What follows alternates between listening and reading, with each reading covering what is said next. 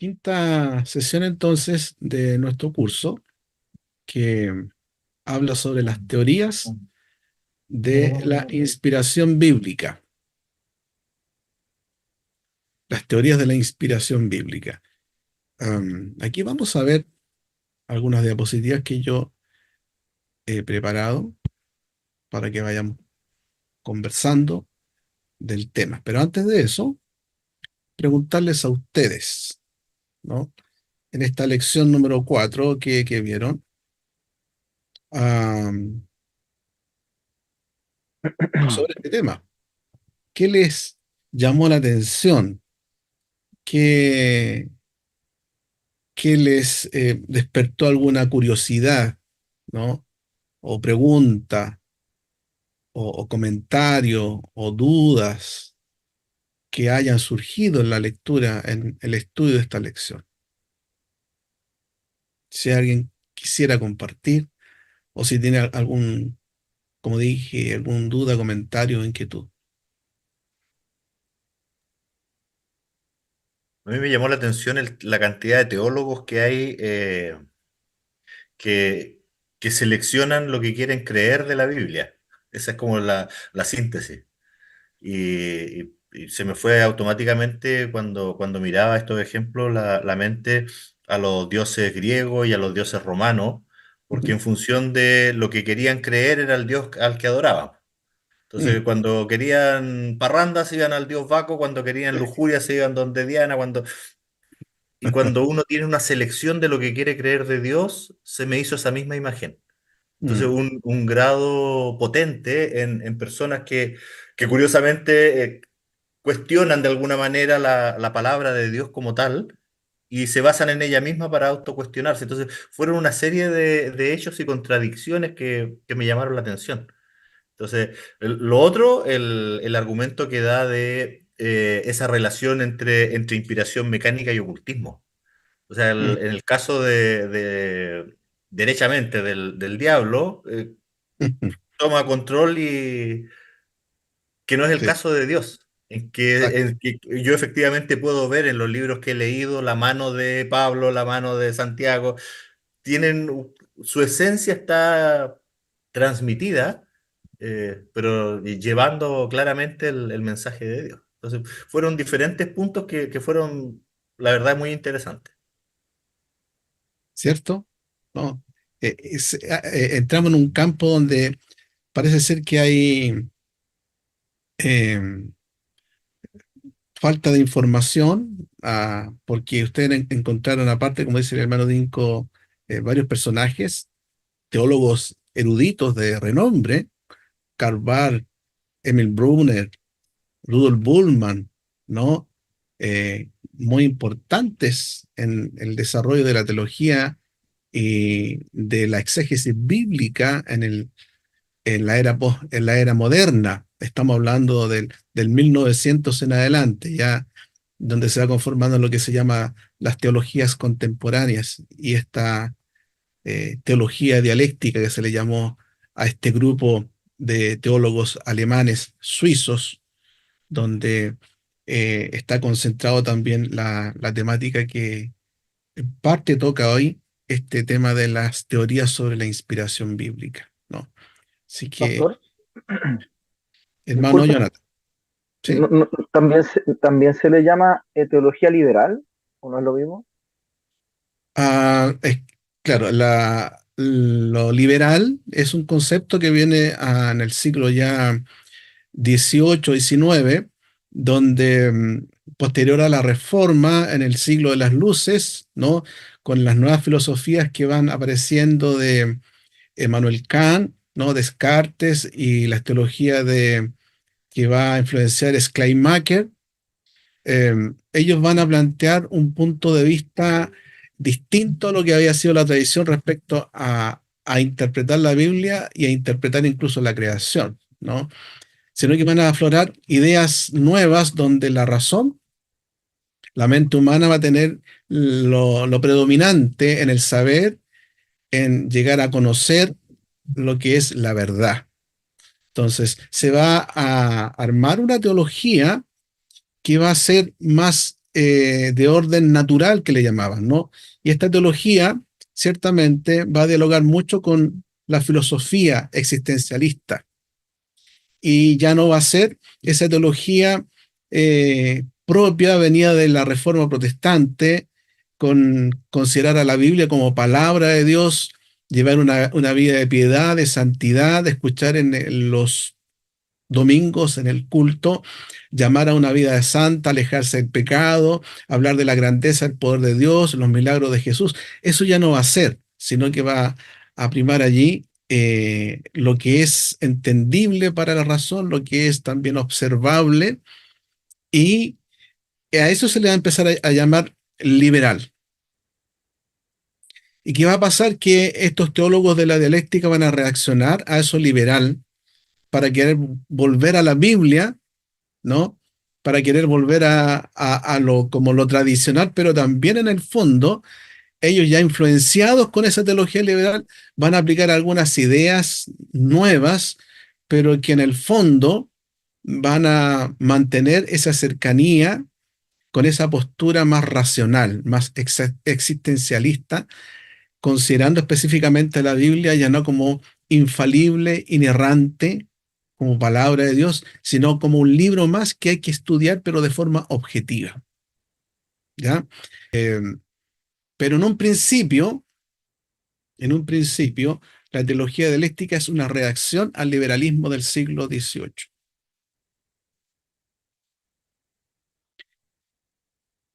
Bien, ya.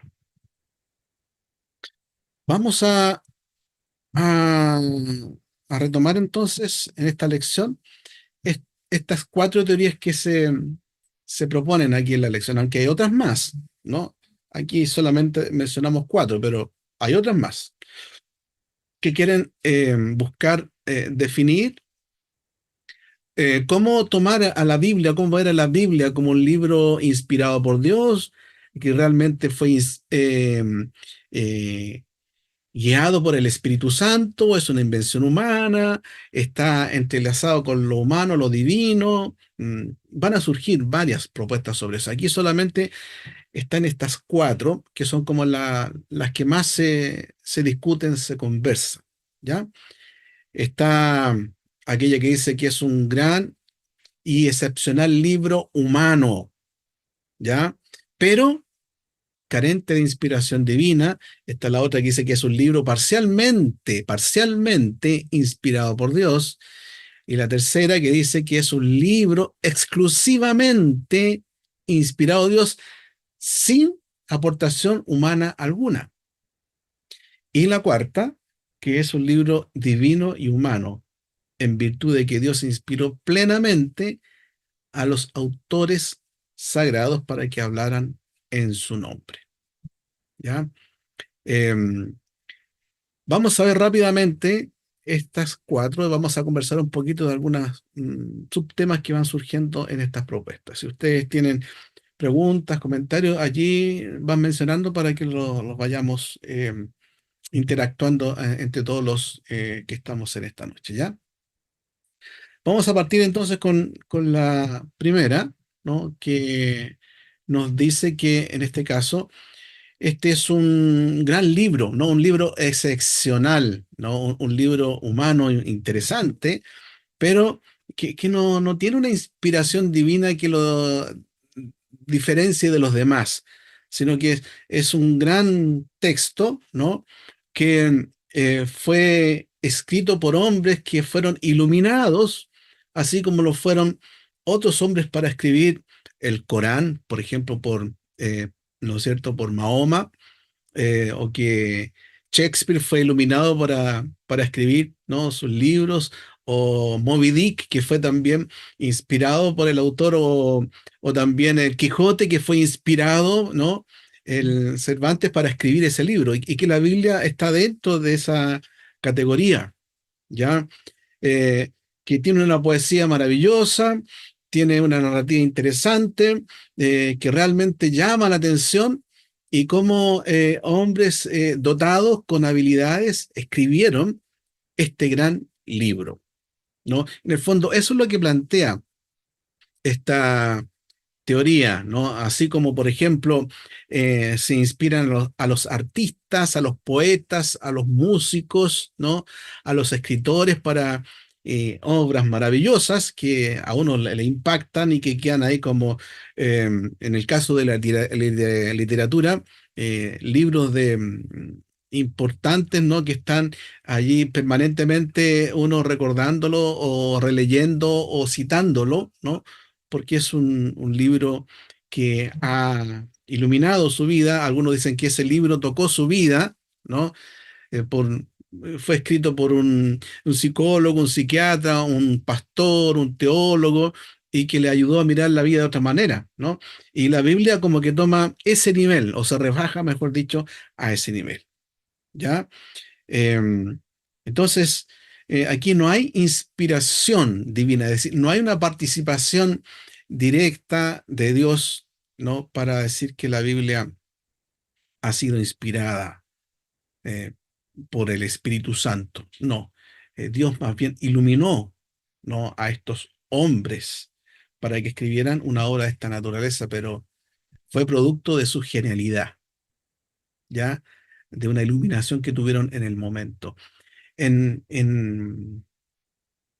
Bueno, hay muchos escritores, ¿no? A mí me gustan varios escritores universal, ¿no? Me gusta la, perdón, literatura universal, y uno se puede admirar de libros maravillosos, ¿no? Que uno ha leído, quizás tú te acuerdas de alguno de ellos en el colegio o en la universidad o en tu pasatiempo, que te han ayudado y lo tienes allí como cabecera de lectura, ¿no? Em, por ejemplo, a mí me gusta la autora Taylor Caldwell, una autora inglesa que ha escrito varios libros, ¿no? Maravillosos los encuentro, y que escribe también de la Biblia, ¿no? Hace ciencia ficción de la Biblia como el libro de Judas, el León de Judá y otros libros más. Eh, pero es alguien que tiene habilidades para escribir, genial, pero no ha sido inspirado por Dios, ¿no? Porque tiene sus errores, ¿no? Tiene sus falencias, pero es un gran autor, ¿no? Eh, y la Biblia, en esta primera teoría, lo ponen a ese nivel, ¿ya?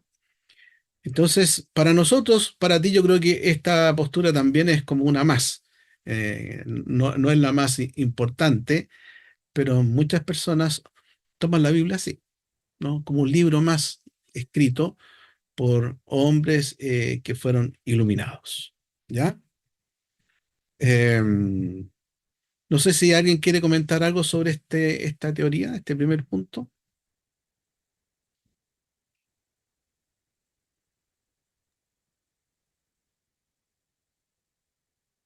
El tema de que se haya escrito así bajo inspiración absolutamente humana como cualquiera de los otros libros, lleva al cuestionamiento y es el que me hago. ¿Por qué no hay más libros que se hayan reproducido tantas veces y en la misma cantidad y en la misma profundidad que la Biblia? Si es así sería maravilloso que alguien pudiera tener ese tiraje de libros si fuera solo inspiración humana. Sería millonario así de la noche a la mañana. Claro. Es interesante eso. Fíjate que, bueno, la Biblia, en el mundo como vimos, es el libro que tiene una mayor cantidad de edición, de venta, etcétera, etcétera. Pero hay otros libros, por ejemplo, el libro rojo de Mao, de los años el 68, fue un libro que, como la Biblia allá en Oriente, en China, que estaba en todas las casas, ¿no? Y que era venerado, que es venerado todavía. Ah, el mismo Corán. Son libros que para esas religiones revisten un nivel de, de inspiración superior a cualquier otro libro, incluso superior a la Biblia, ¿no? Pero visto desde su cultura, desde su religión. eh, para nosotros, obviamente, la Biblia es superior, porque no solamente es superior en cuanto a venta, en cuanto a la misma composición del texto bíblico, sino principalmente por el hecho de lo que es la doctrina de la inspiración bíblica, que Dios, a través de su Santo Espíritu, inspiró a estos hombres que Dios escogió para escribir lo que hoy conocemos como las Sagradas Escrituras. Ah, pero también te va a decir lo mismo un musulmán con el Corán, que el Corán fue un libro que vino del cielo, ¿no? Escrito en árabe y que solamente Mahoma hizo la interpretación infalible, ¿no? Y por lo tanto no tiene que tener ninguna otra interpretación. Y si hay otra interpretación, bueno, van a haber problemas como los chiitas que uno ve en cuanto, ¿no es cierto?, a estas expresiones musulmanes que son extremas, ¿no? Sunitas, chiitas, ¿no? Y cómo ellos interpretan justamente el Corán, cómo lo aplican a su vida, ¿no? Pero aún así, ambos eh, tienen al libro del Corán como superior a todo libro y aún sobre la Biblia.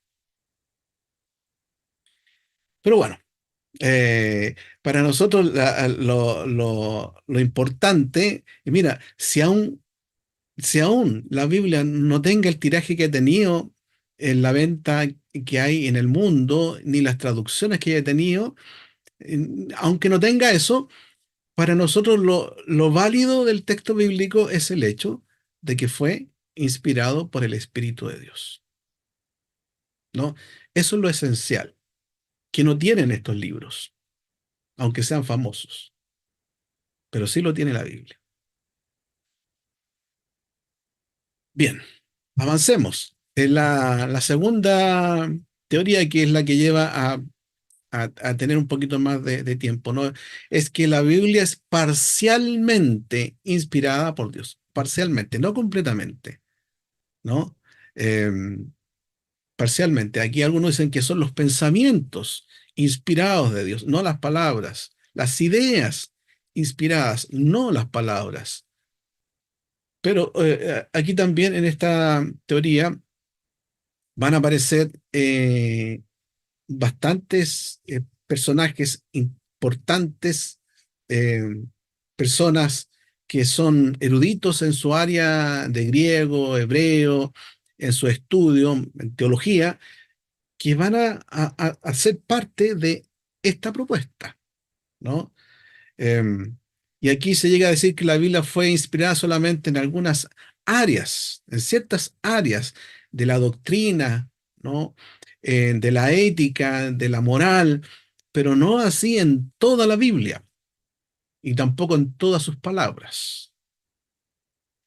Em, no es inspirado el texto bíblico aquí para que sea la verdad en cuanto, por ejemplo, a la ciencia, a la biología, a la geología, a la geografía, a la arqueología.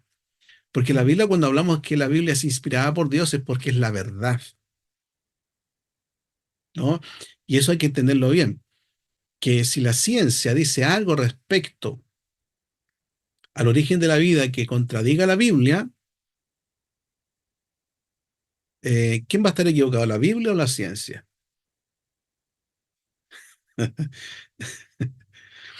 Entonces la inspiración nos lleva a decir que esta también tiene que ver con lo que la ciencia llega a descubrir, la ciencia buena llega a decir respecto a la vida u otras cosas más, ¿no? Como cada una de las áreas del saber del ser humano, ¿no? No solamente inspirada en cuanto a la vida espiritual, a la salvación, sino a la epistemología, que es un tema interesante, ¿no? Que tiene que ver justamente con saber qué es la verdad y cómo se origina la verdad. Tu verdad, ¿cómo tú sabes qué es verdad? ¿No? La Biblia lo que nos dice es verdad, no se equivoca, no tiene errores. ¿Entiendes? Entonces la inspiración va más allá de tomar el texto bíblico como para decir es la verdad en cuanto a la salvación. Es cierto, es la verdad en cuanto a quién es Dios, quién es Jesús, es cierto, pero también en cuanto a todo el saber del ser humano que busca la verdad. ¿Ya? Así que es un punto interesante, pero el problema de esta teoría es que lleva a la autoría dual, ¿no? demasiado lejos. Es decir, lo que el hombre dice con sus verdades y lo que quiere transmitir el texto, la Biblia, al hombre, ¿no? Y eso va a llevar a que surjan reacciones y propuestas respecto a este punto. Por ejemplo, que solo los pensamientos de los varios autores fueron inspirados, no las palabras que usaron, como ya les decía. Segundo, que solo las enseñanzas éticas y espirituales fueron inspiradas por Dios, no los hechos históricos, no las narrativas que leemos en la Biblia, ¿no? Y que la Biblia contiene, pero no es la palabra de Dios, que es un tema que vamos a ver ahora, y que solo Cristo es la palabra de Dios, porque Él se encarnó, Él es la palabra encarnada, por lo tanto, Él es la palabra de Dios, no lo que está escrito, ¿no? Bueno, algunas de estas cosas vamos a ver ahora a continuación. El caso de Karl Barth, ¿no? Que es un teólogo que ha influenciado toda la teología del siglo XX, de la Edad Moderna.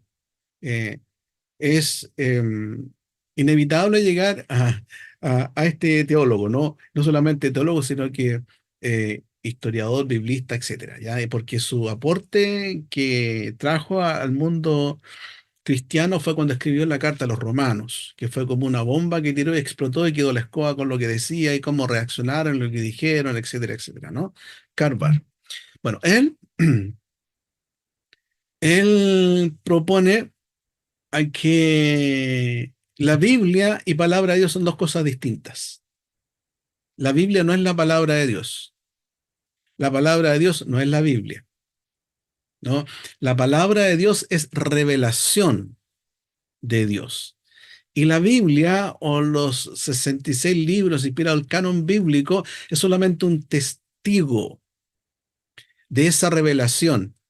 Y ese testigo fueron los hombres que atestiguan cómo Dios habló, pero no significa que lo que ellos escribieron, lo que ellos dicen, sea sin error, sea sin cuestionamiento, porque son solamente testigos de una verdad que Dios dio a conocer. Pero eso no significa que toda esa verdad de Dios esté encerrada en estos 66 libros. Barba a decir que tú no puedes fosilizar la palabra de Dios en 66 libros, porque a Dios no se le puede fosilizar en su sabiduría, en su saber, en esos libros. Por lo tanto, la Biblia o el canon bíblico o estos libros no son palabra de Dios. La palabra de Dios se hace real, se hace efectiva cuando te llega a tu corazón y tú eres transformado. Allí se hace real la palabra de Dios. Pero la Biblia en sí, los escritos, las palabras que hay en la Biblia, los autores son humanos, son falibles, tienen errores, como dice Barr, son testigos de esta revelación. ¿Ya? Entonces, él desarrolla mucho más su propuesta en la famosa dogmática de la iglesia que él escribió, que son varios tomos, Em, y él se va desarrollando en esto y a veces cuesta entender a estos teólogos porque usan lenguaje, como son alemanes, un lenguaje, términos que al traducirlos al español no tienen mucho que decir. Hay que averiguar el contexto de esa palabra, por qué lo aplica, por qué lo dice, ¿no? Entonces, en el fondo, cuando se habla de la inspiración bíblica, aquí para Karl Barth, la Biblia no es infalible, ¿no? La Biblia no es inerrante. La Biblia no es palabra de Dios. ¿Se entiende, no?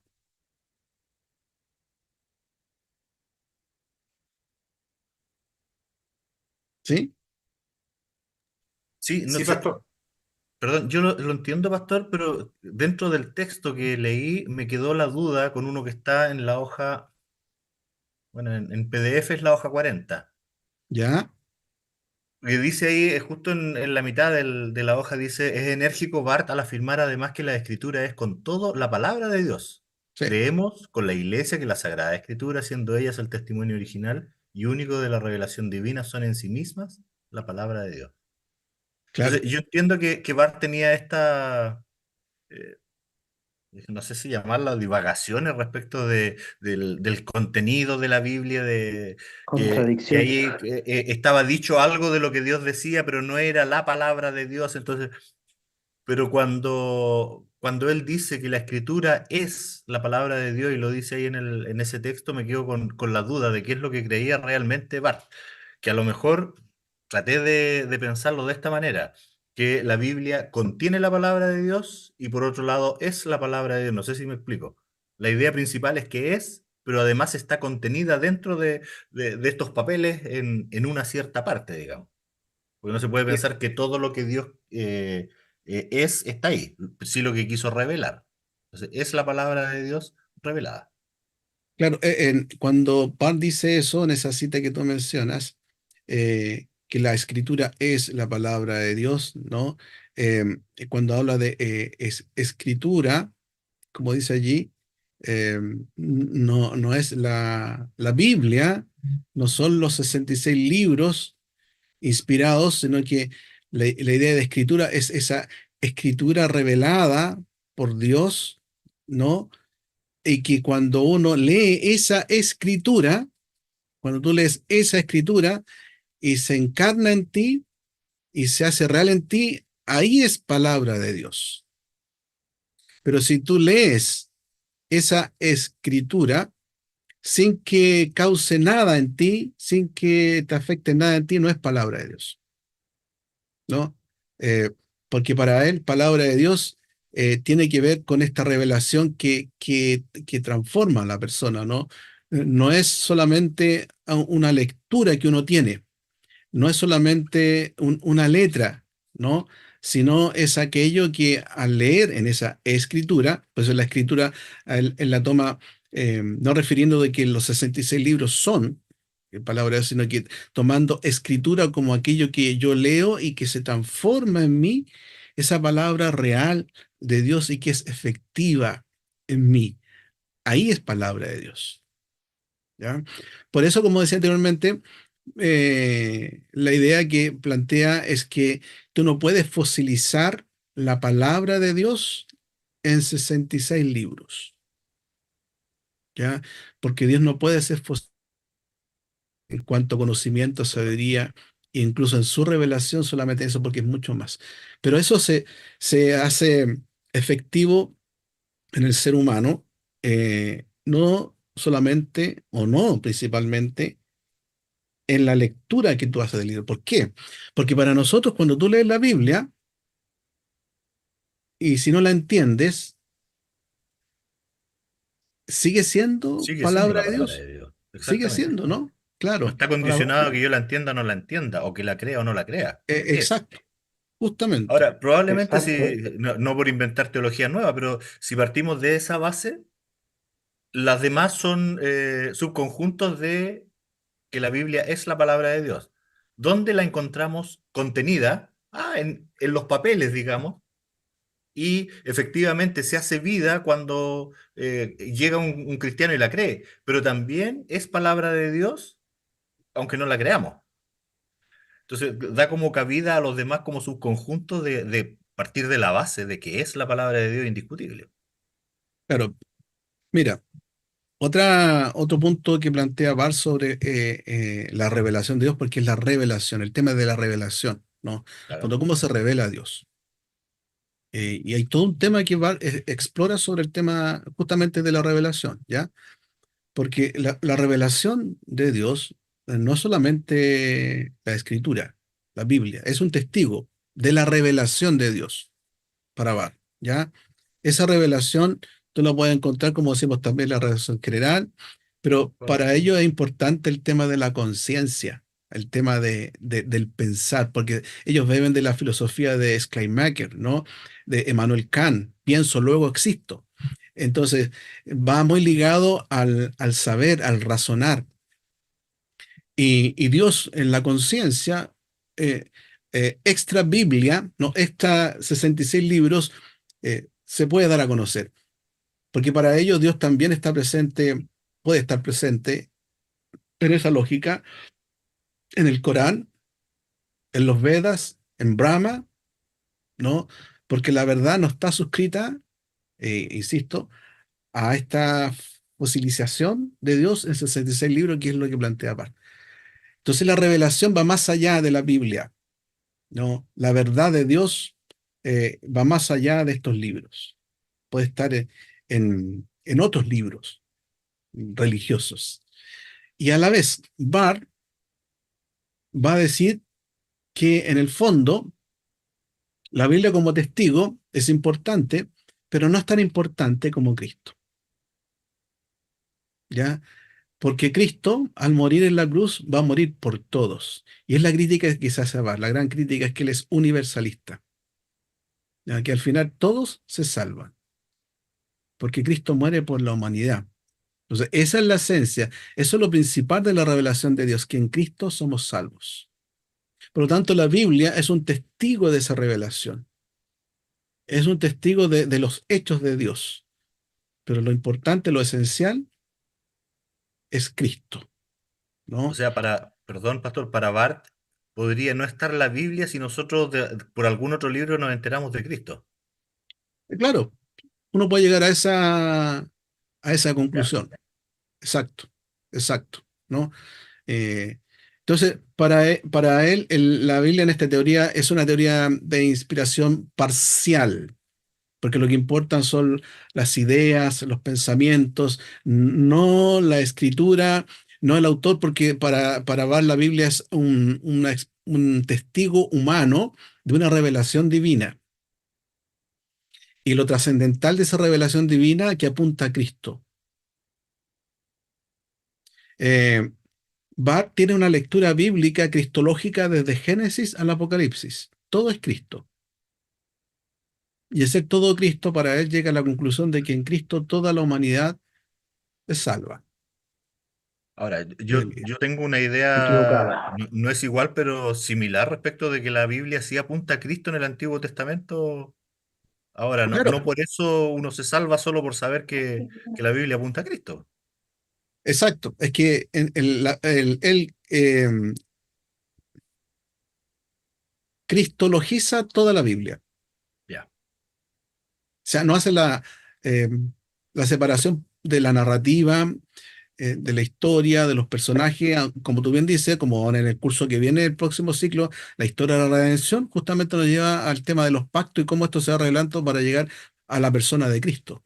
Pero la Biblia también nos habla del Espíritu Santo, nos habla del Pastor, Padre, pastor, la creación, ¿no? Sí, hermano Oscar. pero en parte es como una media verdad que dice este, este personaje, porque en el fondo la Biblia, bueno, como lo enseña nuestra teología reformada, sí la Biblia, como dice el hermano Dinko, habla de Cristo, de Génesis y Apocalipsis, Claro, pero es no, sí, eso absolutamente es una real, verdad absoluta, claro. Que él se incline, digamos, o tenga una postura, como ya hemos visto, media contradictoria en muchas cosas, en solamente Cristo, Cristo, Cristo.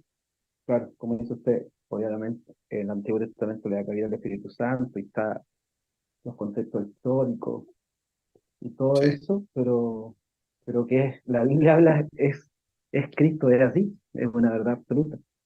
por supuesto, por supuesto. Génesis 3:15, ¿no? Está el protoevangelio, de cómo va desarrollando la historia de la redención, todo lo que dice Génesis 3:15. Pero también la Biblia nos muestra la verdad, por eso yo le decía anteriormente como inspiración de Dios, la verdad respecto a la ciencia, la creación, la verdad del origen de la vida. Nos da principios sobre la familia, el matrimonio, ¿no es cierto? Sobre aquellas cosas que le agradan a Dios. La Biblia nos enseña sobre el tema de economía, nos enseña mucho, ¿no? Y en muchas de esas enseñanzas, obviamente, están focalizadas no a Cristo, sino más bien a principios importantes que tienen que ver, por ejemplo, con el sexo, ¿no? Que tienen que La ver con familia, ciertos hábitos que la Biblia a nosotros nos enseña. Entonces, cristologizar todo es como decir también espiritualizar todo, ¿no?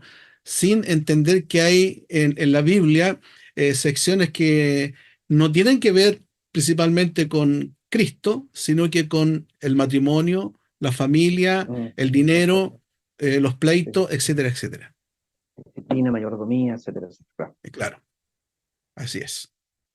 Ya, sigamos entonces. Yo les recomiendo que si quieren saber más de VAR, pueden ahí googlear y buscar VAR y va a aparecer un montón de información sobre este personaje. Es muy importante dentro de la teología el aporte que hace, no solamente en el punto que estamos viendo ahora, sino que en muchas áreas, ¿ya? Porque su dogmática es tremenda, es tremenda. Tenemos a este otro personaje que también se menciona acá, es Emil Brunner. Este como que es más radical quizás en su postura, ¿no? Respecto a la Biblia, la inspiración bíblica, porque él llega a decir que quien afirma que el Nuevo Testamento nos ofrece un relato definido y consistente de la resurrección de Jesús y de nosotros, ¿no? Es un ignorante o un sin conciencia. Llega así sin pelo en la lengua a afirmar, no, esta sentencia, cuando para nosotros realmente Jesucristo, una de las doctrinas clave del Nuevo Testamento es justamente la resurrección de Jesús y nuestra resurrección final. Pero según Brunner, ¿no? Porque la Biblia es una revelación parcial, solamente hay que ver algunas ideas, pensamientos importantes, pero no todo lo que dice, ¿no? Y él llega a decir esto, que somos ignorantes o somos sin conciencia si es que creemos en la resurrección. ¿Te identificas con eso? Y también, como está la lección, para él el cuarto evangelio, el evangelio de Juan, ¿no?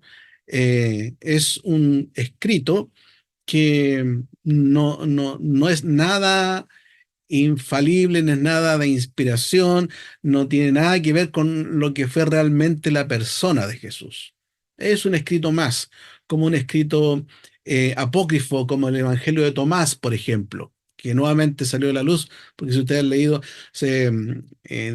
hay una información que encontraron un pequeño manuscrito del siglo IV del Evangelio de Tomás que hace mención a los milagros a uno de los milagros de Jesús cuando em, hace que estaba en la orilla del río, hizo del barro unos pajaritos y les dio vida, ¿no? Entonces, el Evangelio de Juan es como uno de esos escritos más, no tienen carácter de inspirado. El Evangelio de Mateo, Marcos y Lucas para Brunner, sí, son interesantes, pero hay que indagar, ¿no? Profundamente qué es aquello que realmente ocurrió, qué es aquello histórico, qué es aquello que es comprensible para nuestra razón y aquello milagroso, sobrenatural, que va más allá de nuestra razón y pensamiento, hay que descartarlo, ¿no? Eh, por lo tanto, la Biblia, los 66 libros inspirados, eh, no son inspirados por Dios, aunque ellos dicen creer en Dios, hablan de Dios, pero hablan de un Dios totalmente alejado de acá, no un Dios trascendente, no inmanente, cerca, sino que es totalmente otro, ¿no? Como van a plantearlo en su teología dialéctica. Se le llama teología dialéctica, para que ustedes sepan, al conjunto de pastores alemanes y suizos como Barr, Brunner, eh, aparece Bullman también y otros más, que postulan el que, por ejemplo, si es una dialéctica es porque hay una tesis, hay una síntesis, hay una antítesis y una síntesis, ¿no? La tesis, por ejemplo, decir, como teólogos tenemos que hablar de Dios. La antítesis es, como hombres no podemos hablar de Dios. Y la síntesis es, hay que hablar de ambos. Aquello que podemos como teólogos y aquello que no podemos como hombres, en todo tenemos que honrar a Dios, ¿no?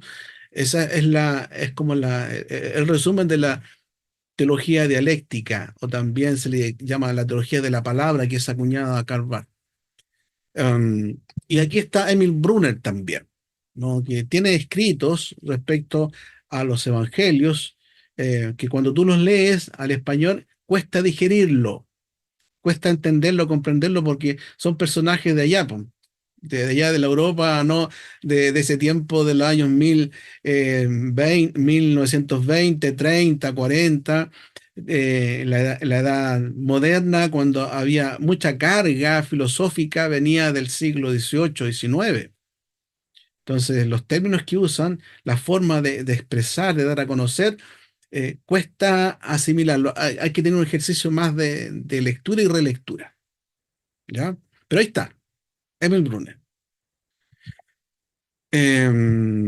Y también tenemos a este otro personaje muy importante en la Biblia, en la exégesis, Rudolf Bultmann, ¿ya? Rudolf Bultmann está dentro también de aquellos que postulan esta teoría de la inspiración parcial de la Biblia, no plenaria, sino parcial, ¿no? Porque en este caso, eh, Bullman eh, va a escribir este famoso libro, La desmitologización de el caso de Jesucristo. ¿Ya? Y para ello va a despojar los evangelios de todo aquello que no está de acuerdo con la historia, no está de acuerdo con el análisis filosófico, no está de acuerdo con la comprensión de ese entonces respecto a la verdad y querer buscar a ese Cristo histórico, ese Cristo real, humano, va a llevarlo a sacar todo lo sobrenatural, el nacimiento virginal de Jesús, que caminó sobre el agua, que resucitó, los milagros, eso no es histórico, eso no lo dijo Jesús, eso no lo dijo Jesús, ¿no? Eso se llama a la crítica bíblica, ¿no? Que aparece ahí en el escrito. Yo les recomiendo que aquellas palabras que ustedes ven allí las subrayen, ¿no? Y la busquen, la googleen, por ejemplo, alta crítica, ya crítica bíblica, crítica textual, crítica de formas, que tiene que ver justamente con el trabajo que hacen estos personajes, ¿no? Para querer buscar el Cristo histórico, el Cristo que se puede deducir de acuerdo a la razón. Porque recuerden que estos exponentes vienen influenciados con la filosofía del siglo XVIII, XIX, ¿no? La razón. Pienso, luego existo. Y Y claro, Bullman va a escribir entonces este libro donde lo único real histórico que Jesús dijo fueron solamente 40 frases, ¿no? Y la mayoría de esas frases van a ser las parábolas. Todo lo demás pertenece a la tradición oral, a la tradición de ese momento de lo que se decía, va a ser un mito, no, no va a ser histórico. Y ese mito se va construyendo con esta tradición oral de, mira lo que vieron de Jesús, mira lo que hicieron, pero no hay nada que atestigue, no hay un documento, no hay un registro que atestigue que lo que se dice que dijo, que hizo Jesús, se allí solamente el texto de los evangelios. Por lo tanto, para él, los evangelios están revestidos de muchos mitos en torno a la persona de Cristo. ¿Ya? Y por eso solamente ve algo parcial en cuanto a la inspiración, porque la Biblia para Bullman eh, no es un libro que contenga plenamente una inspiración divina en todo lo que dice. No, no. Al contrario, la mayoría de lo que dice es humano, falible, por lo tanto no es divino. Es un mito. Interesante. Em, Y está, por ejemplo, aquí como ustedes leyen ahí el nacimiento original, la deidad, los milagros, la muerte sustitutiva, muchas cosas que nosotros creemos que son doctrinas esenciales, no solamente nosotros, sino que el cristianismo a través de toda la historia, que Bullman lo tira al tacho de la basura, porque no tienen eh, la resistencia al análisis histórico, filosófico y racional. ¿Ya? ¿Algo que decir de este personaje? ¿Has leído un poquito acerca de Rudolf Bullman? No, primera vez que lo escuchaba yo. Mm.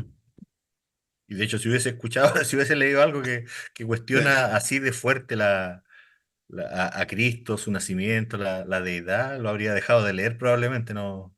Es curioso, Posiblemente ¿no? sí. Se produce, claro, hay tantas cosas que van contra lo que uno cree de base que en realidad uno dice ya no, este no está aportando. Sí. Exacto, estoy de acuerdo. Mm. Pero mira, es importante que cuando uno vaya a comprar o leer comentarios bíblicos, eh, los comentarios bíblicos están muchos influenciados por estas corrientes, ¿no? Que son de la corriente de la alta crítica o de la escuela de Wellhausen o de la neortodoxia, ¿no? Como estamos viendo ahora, la dialéctica.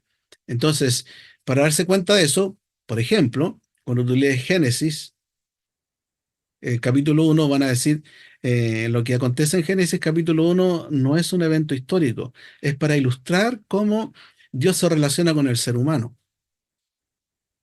Van a cuestionar el que hubo un diluvio universal, van a cuestionar que Moisés tiene la autoría de esos libros, sino que escribieron cuatro personajes distintos y que esos personajes que escribieron el Pentateuco lo radican al tiempo después del exilio. Y te dan detalles, ¿no? Informaciones interesantes de otros escritos, etcétera, etcétera, y uno dice, ah, qué interesante. Entonces, ahí se ve la influencia de estas corrientes. Cuando, cuando llegas a leer Daniel, te va a decir que el libro Daniel es un libro que registra ciertos episodios, pero que no aconteció históricamente así como dice. Pertenece a esta escuela, ¿no? Cuando tú escuchas también a un pastor predicar, a un hermano predicar respecto a estos pasajes, pon atención lo que dice. Si es histórico, si es mito, si es leyenda, si va más allá de, ellos pueden decir la comprensión humana, por lo tanto hay que dejarlo ahí nomás. Bueno, son influenciados por estos personajes, ¿ya? Películas, documentales, tú vas al History Channel, la mayoría de ellos está influenciados por la dialéctica, ¿no? Cuando hablan de Jesús, cuando hablan de los evangelios, cuando hablan de la Biblia, tienen esta influencia, está presente. Hay muchos seminarios protestantes y romanos que tienen esta influencia. Acá en Chile, la comunidad teológica, por ejemplo, es de esta línea. Tú le preguntas allí no sé, al que enseñe teología del Nuevo Testamento, ¿usted cree que Cristo vuelve? Así que no. ¿Y por qué cree que usted no vuelve? Ahí te va a dar argumentos. Porque eh, y son influenciados también con esta corriente, ¿ya? Y hay que prestar atención en lo que se dice, en lo que se lee. De hecho, dentro de la Iglesia Presbiteriana de Chile hubo un tiempo donde, a través del seminario que tenían anteriormente, tenían este cuestionamiento, porque algunos de los hermanos tenían cierta influencia con esta corriente. Pero está ahí, ¿no? El que sabe, sabe, el que no, no, pues, y dice, ya lo pasa nomás, lo deja pasar, no. Pero es importante que ustedes lo sepan, ¿ya? O sea, Bien, la sana doctrina y la carta que escribe Pablo a Timoteo da más que luces y nos invita desde el primer capítulo a tener un conocimiento y una sana doctrina que nos lleve a transmitir lo mismo. O sea, no claro. Amén. podemos dejarnos llevar O sea, cuando yo veo ¿cómo se llama? A Bultmann, automáticamente me genera el rechazo, pero sin embargo, cuando leo los comentarios de Bart, es más sutil en presentar su postura y ahí siento que hay un riesgo mayor respecto de no reconocer a la palabra de Dios, por ejemplo, como tal. Claro, Porque eso sí permea dentro de claro. las congregaciones. Cuando a alguien yo le digo, oye, pero si Cristo no vino o no nació de la Virgen María, no, me van a decir, no me vengáis con cuentos. Claro. Pero si yo le empiezo con manejos de palabras respecto de que en realidad no está contenida, Eh, probablemente la manera como lo presente va a dar un argumento para que la gente crea y van a creer cosas erróneas. Por eso es tan importante sí, esto de una doctrina sana, estudiarlo y entenderlo para poder compartirlo también. cierto.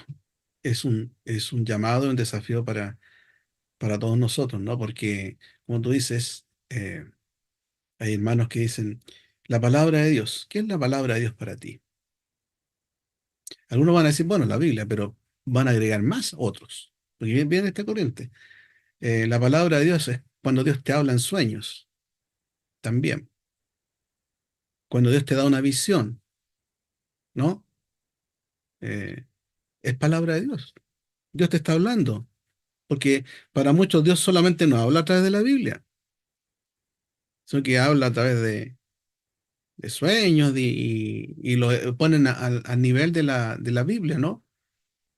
Otros van a poner otros libros, el Mormón, por ejemplo. Algunos hipercalvinistas o neopuritanos van a poner la confesión de fe al nivel de la Biblia. Eh, Parte de esto. Bueno, pero el tiempo nos pilla también a nosotros, así que, como decía Ricardo León, el tiempo es el fuego que nos consume. La Biblia, en esta tercera teoría, dice que es un libro exclusivamente divino, pero fue dictado en forma mecánica, ¿no? Fue dictado en forma mecánica. Es decir, autores sagrados fueron totalmente pasivos, ¿no? Y se limitaron solo a registrar y transmitir la revelación recibida. Es decir, ellos no hicieron ningún aporte, solamente se les fue dictando y ellos como robots que le pusieron un chip y fueron escribiendo, ¿no? Ah, fueron de lado, dejados sus características personales, lo que ellos pensaban, sus problemas, eh, y esto también es importante tenerlo presente porque es como la doctrina musulmana, ¿no? Como decía en un principio, que Mahoma fue el que recibió del cielo el Corán escrito en árabe y solamente él recibió, se le dictó a él mecánicamente su interpretación apropiada del libro y a nadie más. Y si hoy día tú vas donde los musulmanes para buscar comentarios del Corán, no vas a tener solamente el de Mahoma porque no permiten que haya otra interpretación, ¿no? Pero en la Biblia cuando se escribió, claro, Dios usó a distintos hombres, pero no les dictó mecánicamente como una máquina de escribir, ¿no? Para que escribieran eh, todo lo que se les decía sin que se considerara su capacidad, sus habilidades que tenía. No. Aquí, como dice Warfield, que históricamente se ha sostenido que cada palabra de la escritura es palabra de Dios, a la par que cada palabra de la escritura también es palabra de hombre, ¿ya? De modo que reconocemos en estas dos palabras, palabra de Dios, palabra de hombre, la pujanza ferviente, por ejemplo, de Pablo, la piedad tierna de Juan o el genio práctico de Santiago. Y todo esto lo guía el Espíritu Santo para que tengamos la guía precisa para nuestra vida. Es decir, Dios manifiesta influencia en estos hombres para que escriban de acuerdo a, incluso a sus habilidades, de acuerdo a su temperamento, ¿no? De acuerdo a su situación. A eso se le llama el zip 11, ¿no? Su situación contextual, existencial, donde estaban, y de acuerdo a eso van escribiendo, guiados obviamente por el espíritu. Pero aquí no hay eh, un reconocimiento de las habilidades y características que tiene cada uno de los autores de la Biblia, ¿no? Esta es una teoría que muchos también la postulan y deja de lado entonces el que la intervención del hombre como palabras, como trasfondos de ellos estuviera presente. Y cuando uno lee la Biblia, está presente. Por ejemplo, cuando lee Filipenses, Pablo estaba en la cárcel, ¿no? Y habla de esa situación. Eh, Cuando uno lee por ejemplo, Tercera de Juan, también se ve como Juan está hablando allí tan personalmente a un amigo. eh, y distintos personajes en el Antiguo Testamento, cuando tú lees a Oseas, su experiencia, su situación, o un David, etcétera, etcétera. ¿Ya? Y por último, tenemos la inspiración plenaria, que esta es la que nosotros postulamos, ¿ya? La plenaria verbal de la Biblia. ¿Qué quiere decir esta postura? Que la inspiración es aquella obra del Espíritu de Dios por medio de la cual influye en la mente, influye en la mente, la voluntad y sentimientos del autor sagrado y acomodándose a las características humanas de ese autor, pero al mismo tiempo protegiendo de todo error lo que Dios está revelando, lo guía a él para que exprese con su propio estilo y vocabulario las mismas palabras que Dios quiere, de tal forma que el resultado sea a la vez palabra de hombre y palabra de Dios, verdadero en todo lo que afirma, ¿no? Y eso es importante, porque todo lo que afirma la Biblia es verdad. Y como le decía, no solamente en términos de la salvación,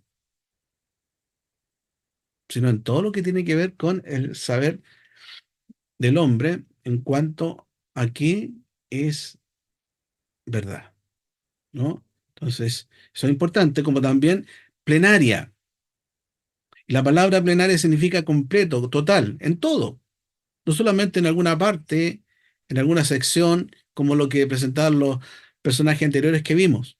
La Biblia es la autoridad final, no solo en asuntos de fe y práctica, sino que también es la autoridad final sobre cualquier tema que aborde sobre la vida, la muerte, la verdad, ¿ya? Y eso es lo grande de la inspiración bíblica. Todo lo que la Biblia afirma con verdad es verdad. No solo es verdad en asuntos de fe y práctica, es verdad en todos los temas de los que habla.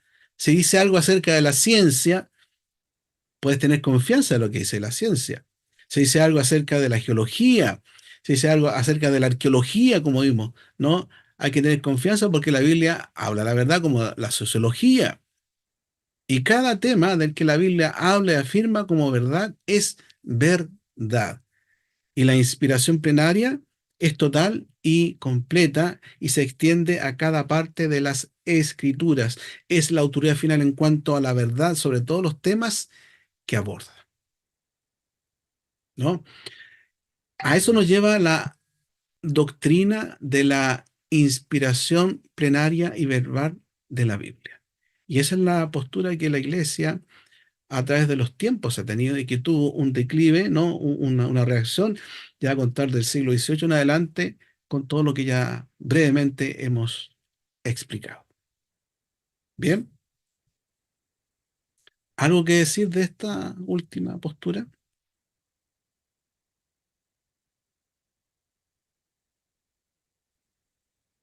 Entonces, el tema de las palabras también es importante, ¿no? Porque eh, es una inspiración verbal, no plenaria verbal. ¿Y por qué verbal? Porque las palabras también fueron inspiradas por Dios. ¿Ya? El mensaje eh, se expresa por medio de las palabras y la Biblia fue escrita en un lenguaje humano, con palabras de ese tiempo humano, pero guiadas por el Espíritu. Entonces, si no podemos decir que las palabras fueron inspiradas por Dios, tampoco podemos decir que la Biblia es inspirada por Dios, porque ella se compone de palabras. ¿Ya? Entonces, así no podríamos tener seguridad de lo que quiere decir el Espíritu en las Escrituras, a menos que haya la seguridad de que las palabras del texto fueron expresamente dadas por el Señor, ¿no? Por eso es inspiración verbal, ¿no? Plenaria y verbal, por el tema de las palabras. Así que decían los teólogos de la dialéctica que las palabras son humanas, son falibles, contienen errores, pero aquí aún las palabras que utilizó el autor fueron guiadas para que sean las palabras precisas de lo que Dios quería transmitir, pero con el estilo propio de quien las escribía. ¿Ya? Y eso es sumamente importante tenerlo presente. Jesús dijo, ni una jota ni una tilde pasarán sin que se cumpla, ¿no? Aludiendo justamente a la inspiración verbal de las Sagradas Escrituras. Bueno, y con eso ya terminamos. Bien, aquí yo tenía una pregunta que la hice al principio. ¿Qué fue lo que más me llamó la atención de esta lección? ¿Alguien rápidamente quisiera compartir?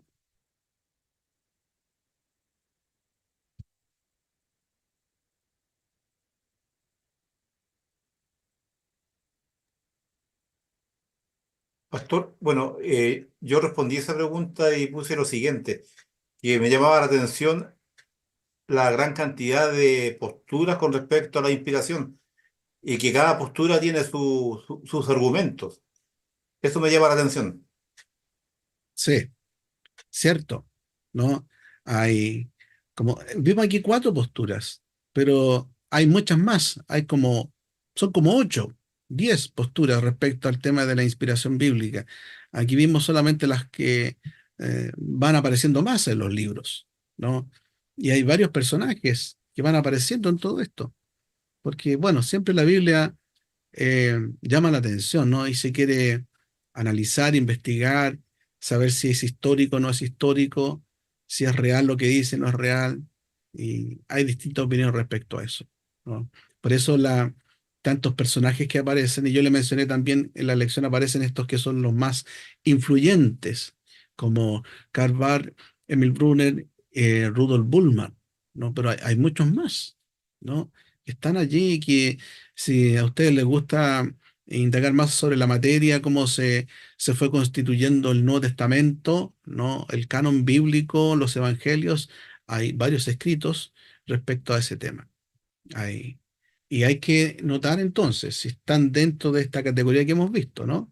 Si pertenecen a esta área de la dialéctica, ¿no? O la alta crítica, o la escuela Wellhausen, ¿no? Que tiene que ver con que la Biblia es parcialmente inspirada o que es un libro más del hombre que fue iluminado para escribir así como el Quijote de la Mancha.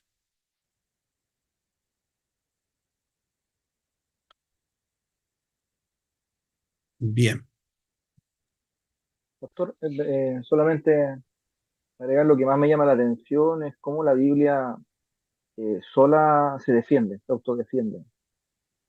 Tiene sus propios argumentos y me gusta la palabra plenaria. O sea, por todos los ámbitos, por todos los aspectos, suficiente y plena en todos los sentidos.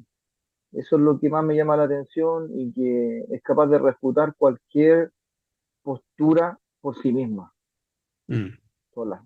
Se defiende automáticamente, tiene todas las respuestas, digamos, para todas las posturas que puedan ir, digamos, en contra o tergiversando, digamos, el significado de la revelación especial de Dios. Eso es lo que más me llama la atención y me deja pensando y da seguridad que sí es palabra de Dios, es plena eso. palabra de Dios. No hay eh, ninguna duda sobre eso. claro. Y si descubrieran vida en el planeta Marte, otra raza humana, o no humana, sino que otra raza, ¿no? De seres. Sigue siendo la palabra de Dios, ¿no? Pase lo que pase, su palabra no pasará, Claro, es cierto. ¿cierto? Siempre es una doctrina importante, ¿no? Fundamental para el cristiano. Y es lo que la Reforma se rescató. Solo Biblia es la Reforma, pero también está acompañada del lema, la Biblia es su propio intérprete. Importante eso, ¿no?